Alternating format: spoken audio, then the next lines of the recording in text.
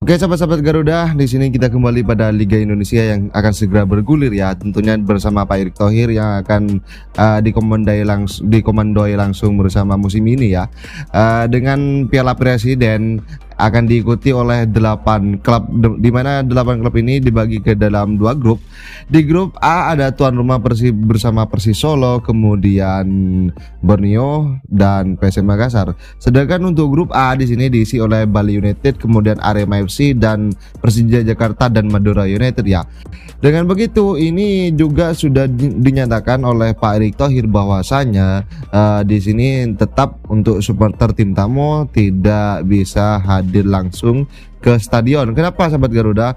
Karena dalam tanda kutip bahwa liga kita sedang dalam pantauan serius, sedang diawasi oleh FIFA. Makanya FIFA itu membuat kantor di Indonesia saat ini untuk globalisasi kedepannya ya, agar tidak terjadi lagi bagaimana yang sudah di Kanjuruhan kemarin. Itu adalah kasus yang sangat-sangat menyedihkan sekali dalam sejarah sepak bola dunia.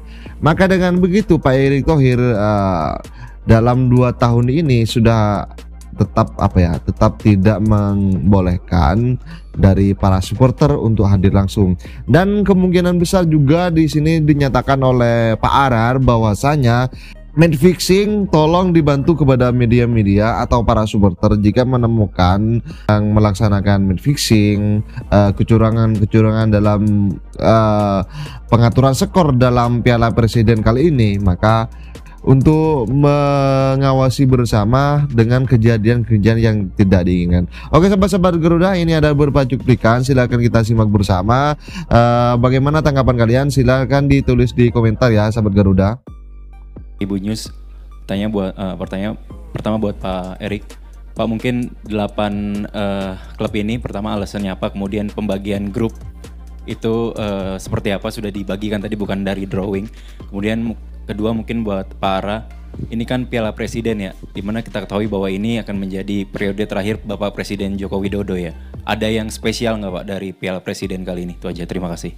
Baik, terima kasih. Dari Tribun News boleh langsung jawab Pak. Ferry sama Barisya jawab pertanyaannya. Ayo, naik Pak Ferry. Pak Ferry, monggo Pak Ferry. Ayo, bareng. Pak Ferry, kita persilahkan juga ikut bergabung di atas panggung. Ya, oke. Pertanyaan kamu hebat tuh ya, makanya Pak Ferry diajak ke atas. Apa Majid tadi? Silakan Pak Ferry. 8 tim kan tidak diundi, pemilihannya seperti apa? Seperti itu ya Mas ya? Oke, ya. Pertama, ada 3 klub yang selalu ikut berpartisipasi. Karena ini judulnya adalah Piala Presiden, maka klub itu harus berpartisipasi. Ada Persib Bandung, ada Persija Jakarta dan Arema juara bertahan. Kemudian kita juga memilih 3 tuan rumah. Ya, ada Persib Bandung, ada Solo dan Bali United. Nah, ada 4 klub lagi yang berpartisipasi, memilihnya dengan mengambil kontestan yang berpartisipasi di Piala Asia. Ya, ada Madura, ada Bandung juga, kemudian ada PSM Makassar dan terakhir Borneo. Jadi itu 8 sudah lengkap. Oke, Majid. Pembagian grup tentunya berdasarkan seeded. Ya, tuan rumah yang ada di Bandung tentunya dengan Bandung. Kemudian yang di Bali kita tentukan berdasarkan seeded yang ada.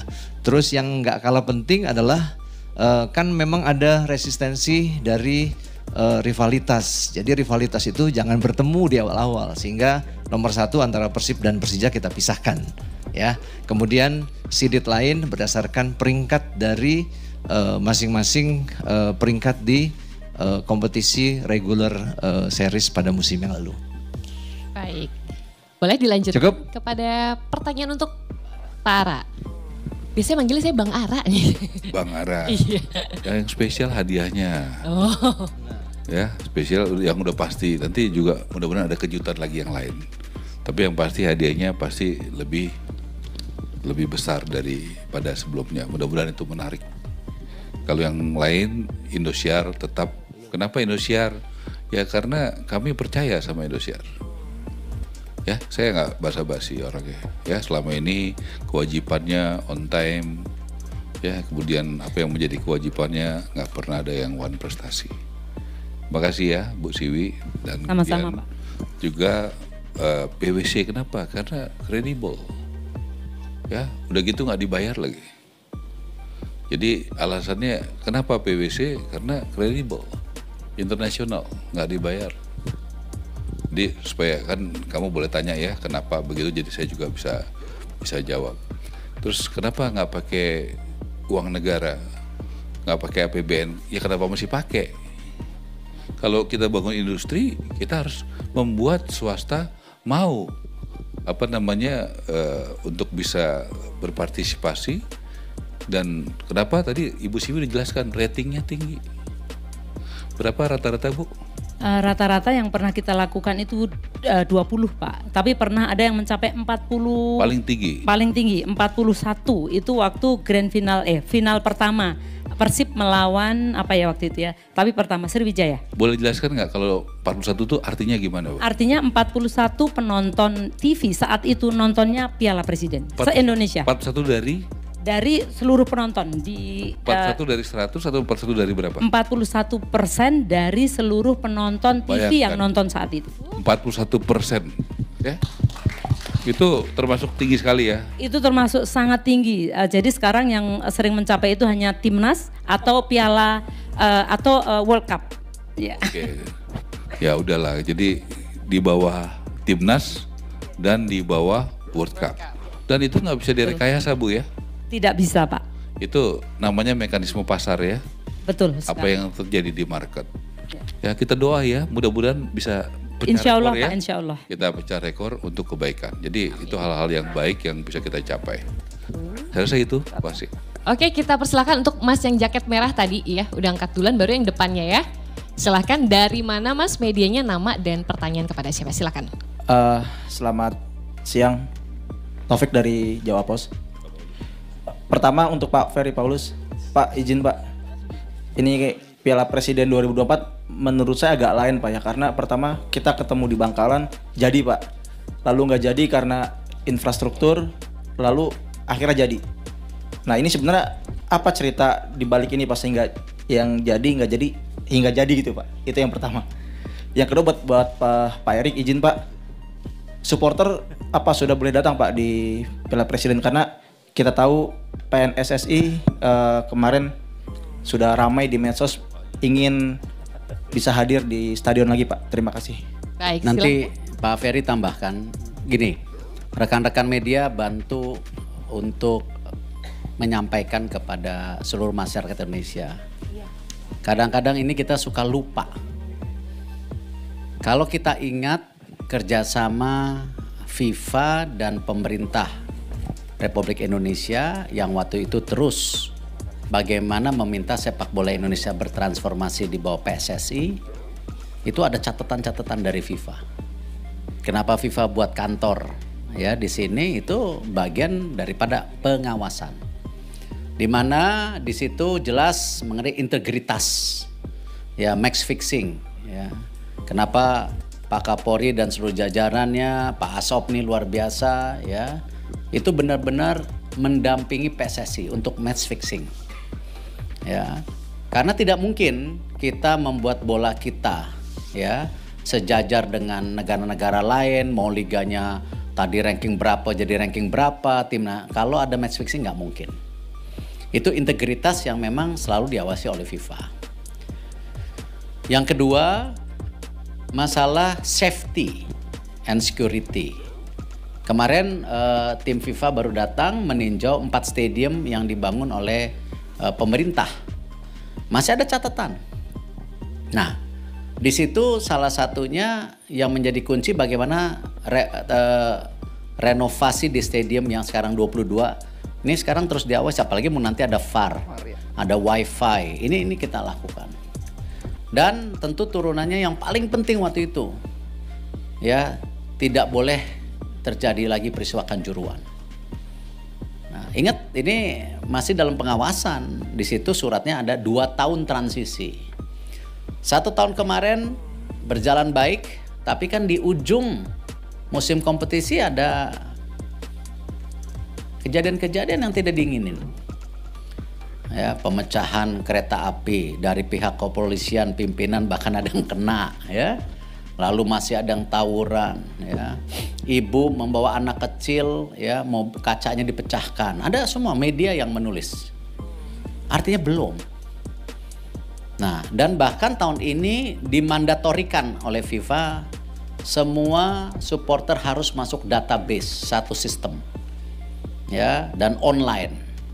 Supaya kenapa? Ketika kalau ada apa-apa oknum, ini bukan supporter, oknum, pihak kepolisian langsung mengambil oknum tersebut. Dan di musim kemarin sudah ada banyak percontohan yang dilakukan oleh pihak kepolisian, oknum-oknum yang tidak bertanggung jawab, ya jangan sampai masuk ke dalam lapangan buat kerusuhan lagi yang mengakibatkan korban jiwa. Nah, jadi kita konsisten, ya. Di Piala Presiden ini nanti kita akan menentukan tadi home, misalnya Persis Solo, Bandung atau Bali itu ada home advantage, ya, jadi sebagai tuan rumah. Tapi nanti bagaimana bukan yang tuan rumah, ada seeded, ya, seeded waktu musim reguler, misalnya Borneo lawan PSM, home-nya siapa? Borneo gitu. Jadi ini yang kita dorong. Jadi saya mohon pengertian dari supporter di seluruh Indonesia, karena memang ada payung hukumnya. Jangan sampai, ya, FIFA melihat ini kita hanya transformasi topeng, dan akhirnya, ya, kita disuspend lagi oleh FIFA karena yang tadi yang Kanjuruhan itu belum selesai. Ini kan kalau orang nanya, bagaimana Kanjuruhannya? Ini yang di transformasi sepak bola, pembangunan sepak bola ini lahir karena peristiwa Kanjuruhan yang dipimpin langsung oleh Bapak Presiden dan Presiden Gianni. Karena itu kita di sini melaksanakan tugas. Nah, jadi saya mohon pengertian, ya, jadi ini bukan mempersulit atau tidak mengembangkan industri olahraga, tetapi industri olahraga yang baik kalau bisa menciptakan keamanan untuk penontonnya. Penonton pulang ke rumah dengan selamat. Kita sudah bisa saksikan di transformasi di tim nasional. Ya, nyaman, aman, itu pun masih dipantau. Itu yang saya bisa sampaikan. Mungkin silakan tambahkan, Pak Risya. Iya, baru-baru ini kita juga ada audiensi di mana kaitannya dengan transformasi sepak bola Indonesia yang juga dilandasi oleh direktif FIFA tentang larangan supporter tamu hadir itu selama 2 tahun. Jadi dari hasil evaluasi yang didapat berdasarkan komunikasi, berdasarkan data dan fakta yang ada, memang bisa dikatakan ya Indonesia ini belum lulus dari larangan 2 tahun tadi. Ya, sehingga memang kita harus bersabar untuk tidak boleh dan masih ada larangan untuk penonton tamu hadir. Oke, saya rasa untuk supporter udah cukup. Kemudian tadi pertanyaannya Taufik dari Jawa Pos. Memang awalnya ya Piala Presiden ini sudah akan dilakukan karena memang sudah dirancang. Piala Presiden ini bertahun-tahun terus ada dan kita memang mau merancang untuk melakukan kembali. Nah, ketika itu kalau melihat kenapa itu sampai batal, karena memang ketersediaan stadionnya yang nggak memadai. Ada 18 klub, sekurang-kurangnya ada 4 stadion plus 1 yang akan road to Jakarta. Jakarta udah nggak mungkin bisa. Kemudian 4 stadion yang memungkinkan itu karena kita mau mengimplementasikan dengan VAR, ya, stadion yang paling memungkinkan itu hanya ada di Bali, Bandung, kemudian Solo dan Surabaya. Selebihnya belum bisa. Nah, 4 stadion ini saat ingin digelar Piala Presiden awal di akhir bulan Juni kemarin masih ada pertandingan AFF U16 di Solo Kemudian baru-baru ini akan bergulir di Surabaya itu U19 juga AFF. Sehingga nggak mungkin kita bergantian stadion, hanya tersedia 2 ya. Nah, oleh karena itu ketika itu karena inisiatif ini akan digulirkannya Piala Presiden, maka kita putuskan untuk tidak bisa. Nah, tentunya gelaran Piala Presiden yang sekarang ini berlangsung ini atas jerih payah dari Pak Ara sehingga terjadi seperti sekarang ini.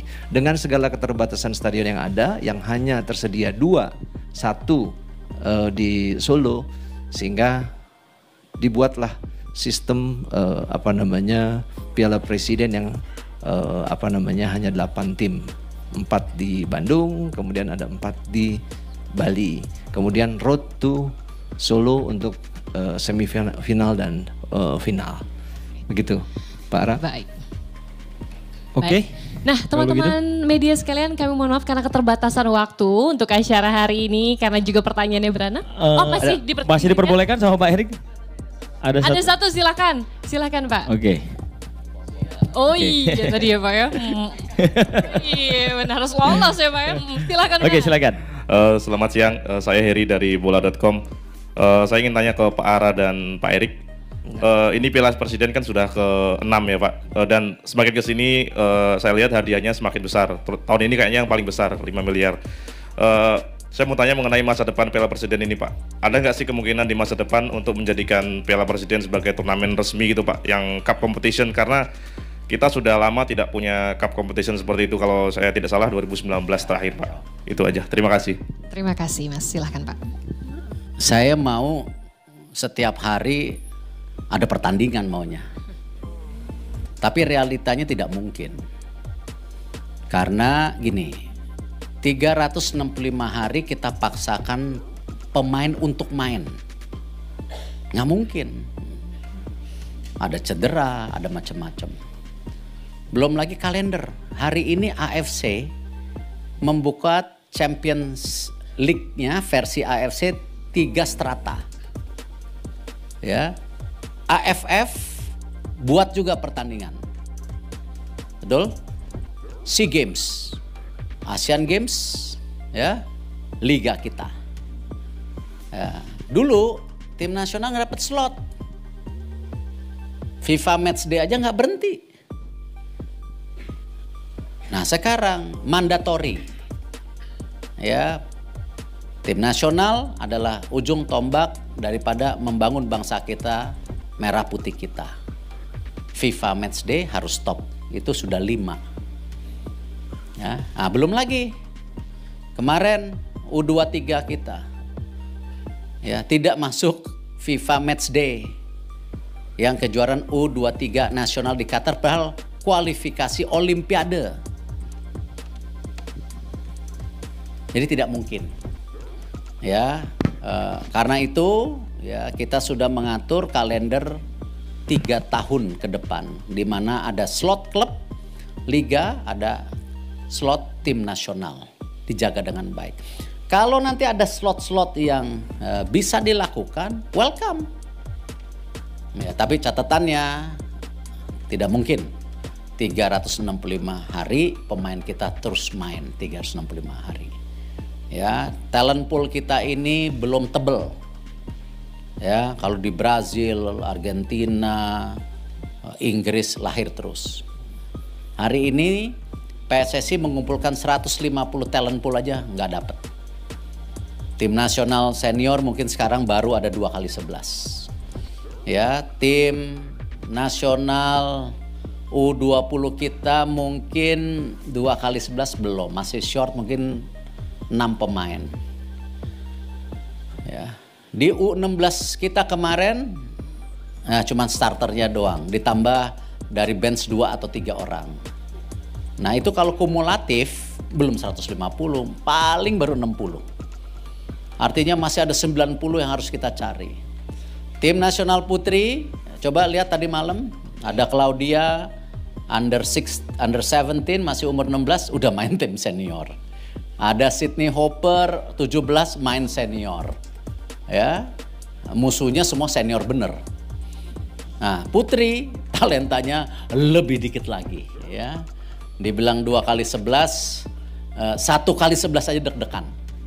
Nah, jadi ini perlu waktu semua. Jadi kita jangan juga bertransformasi melakukan pembangunan itu ke susu. Ya, asal cepat, quick win. Ya, tidak ada pembangunan yang quick win, selalu ada medium long term, tapi juga harus ada percepatan gitu. Itu yang saya bisa jawab. Dikit, tadi katanya saya ya, olahraga sepak bola paling digemari di Indonesia. Dengan ukuran jumlah rakyat Indonesia, paling banyak suka bola. Setuju ya begitu? Saya yakin Presiden Indonesia yang paling gila bola namanya Jokowi. Dan kita bersyukur juga Presiden terpilih Pak Prabowo menurut saya juga gila bola juga. Amin. Ya, artinya akan diteruskan menurut keyakinan saya. Itu ya. Amin Pak. Nah, jadi itu penting.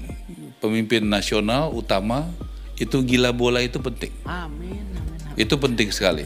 Karena itu akan berpengaruh sekali kepada PSSI, kepada program, kepada semualah atmosfer. Kita punya Kapolri juga menurut saya gila bola juga, Pak Sigit, dan habis-habisan juga melakukan bantuan dan dukungan. Kita juga ada auditor juga namanya PwC yang selalu tanpa dibayar mendedikasikan ilmunya dan pengalamannya untuk membuat sepak bola Indonesia dari waktu ke waktu makin baik, makin transparan. Ini faktor-faktor utama. Saya punya pengalaman empiris, artinya faktual. Ada juga Indosiar yang luar biasa komitnya. Jadi ini menurut saya adalah faktor-faktor yang stakeholder utama. Ada lagi Pak Erick Thohir, Ketua Umum PSSI yang luar biasa. Ini soal kepercayaan semua. Presidennya, Ketua Umumnya, Kapolrinya, auditornya, TV-nya. Kita juga punya loyalis pengusaha-pengusaha yang gila bola juga. Bayangkan Pak Erick, ini udah ekosistemnya udah ekosistem champions. Cerah lah ya. Cerah. Makanya bisa tanpa anggaran negara. Bayangkan kalau ini terus dilanjutkan. Ya. Tadi kamu bilang kan kok naik terus hadiahnya. Ya karena tadi kepercayaan. Saya pikir ini kuncinya kepercayaan dan super team. Super team tadi yang saya sebut tadi semua. Ada Risa, Cahyadi, Viola dan teman-temannya. Itu super team. Kalau tugas saya hanya kecil aja, bantu ngawas-ngawasin dikit aja. Sama, terima kasih juga sama media yang gila bola juga. Oh, media yang gila bola juga. Ya. Saya minta tolong satu sama media, boleh nggak? Sikat semua pihak siapapun itu juga yang mau punya niat aja merusak sepak bola kita. Boleh nggak aku minta tolong itu? Nah itu aja aku minta tolong satu. Ya, bantu aku sikat, temukan ya yang punya niat aja apalagi ada buktinya. Bantu kami. Ya, jangan kita tadi sudah bilang super timnya, ekosistemnya luar biasa. Tapi ada juga pihak-pihak yang berseberangan. Pengen sepak bola kita makin tidak kredibel, makin tidak transparan, makin tidak sportif ya. Tolong kami dibantu. Dari pengusaha ganti baju jadi satgas ini. ya tentu tadi saya katakan kami di Kadin juga ya dengan Pak Boy dan teman-teman juga berpartisipasi, nggak ada yang maksa. Ya. Saya rasa ada 30 ya tadi, tapi 2 belum ya? 26. Ada 26 ya, total 26. 26 atau 27 ya? Total 26 ya? Yang belum bayar 2. 2, nanti kasih Pak Ara. Ya. Biar diperiksa ya. Satgas. Ya itu kan acaranya udah 3 bulan lalu ya. Jadi ya begitu deh, nanti dikasih tahu saya. Belum bayar pajak kali dia, jadi bayar pajak dulu baru nyumbang. Ya Pak Erick, saya pikir Pak Erick terima kasih. Soal Piala Presiden oke apa enggak? Ya kalau kita dipercaya, ya kita siap. Karena sebenarnya ini udah ekosistemnya udah jadi gitu loh. Udah jadi orang-orangnya ini udah menurut saya udah champion semua yang terlibat di ekosistem tadi. Makasih Pak Erik. Oke, sahabat-sahabat Garuda, itu adalah penyampaian barusan oleh Pak Erick Thohir tentang pelaksanaan Piala Presiden bersama panpel, dan segala pertanyaan dari awak media dinyatakan bahwa dalam hal ini secara umumnya, secara gamblangnya, bahwa tim pelaksanaan kali ini bagaimana kita mengawal dari para mafia bola atau segala macam yang kita sebutkan ya.